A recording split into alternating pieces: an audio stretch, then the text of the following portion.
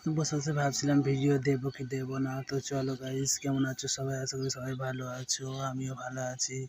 তো থেকে দেখে কি করবো, ভিডিও তো তোমাদের দিতেই হবে তাই না? তার জন্য দেখো চলে এসেছি ছাদ বাগানে। আর চাঁদাটা খারাপ হওয়ার জন্য কিছুদিন ভিডিও করা হয়নি। অনেক কিছুই গাছ লাগিয়েছি। এইদিকে দেখো গাছগুলো মানে কেটে দিয়েছি। কেটে দিলে ভালো হয়, আমি ইউটিউবে দেখেছি এগুলো তাড়াতাড়ি বেশি বেশি করে ফুল আসে। এইটাও কেটে দিয়েছি, মানে আমি দুটো কেটে ট্রাই করলাম কেমন কি হয়। আর এই ফুলগুলো ওতে সাথেই ছিল, ফুলগুলো কাটিনি। এইদিকে দেখো পেঁয়াজগুলো নষ্ট হয়ে যাচ্ছিলো, সেই পেঁয়াজগুলো আমি বসিয়ে দিয়েছি। কি সুন্দর হয়ে গেছে, শেকড় হয়ে গেছে।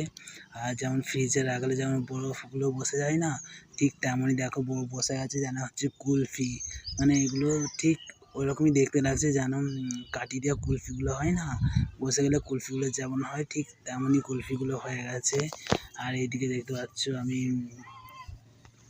নয়নতারা 3টে বসিয়েছি গাছ ছাদে আরও ফুল পাওয়ার জন্য। এইদিকে গাছগুলো সবই ধরে গেছে, এগুলো জানো এইটা কি গাছ বলো জানি না, ঠিক আছে? তোমরা একটু কমেন্টে জানিও, ভালো করে কাছ থেকে জুম করে দেখিয়ে দিচ্ছি।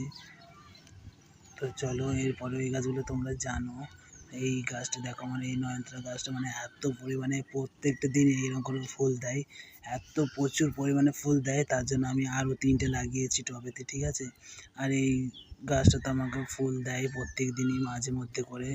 আর এইগুলো হচ্ছে, আর এই গাছের সাইডে আছে যে লিচু গাছ, দানা থেকে তৈরি করা। এটা জাম গাছ, এগুলো আম গাছ, সবই দানা থেকে তৈরি করা চারা। আর এই ফুলটা তো মাঝে মধ্যে একটা করে ফুল দিচ্ছে, তার জন্য কাটিনি। আর এই গাঁদা গাছগুলো দেখো ফুল দেওয়া শুরু হয়ে গেছে। এগুলো কাঠগাঁদার মধ্যেই কিন্তু একটু একটু থোকা আছে। আর এগুলো দেখো আমার ভাই নটরমণি আর পত্তলিকা অন্য আমাদের বাড়ির যে কালারগুলো ছিল তার থেকে অন্য অন্য কালারগুলো এনেছে।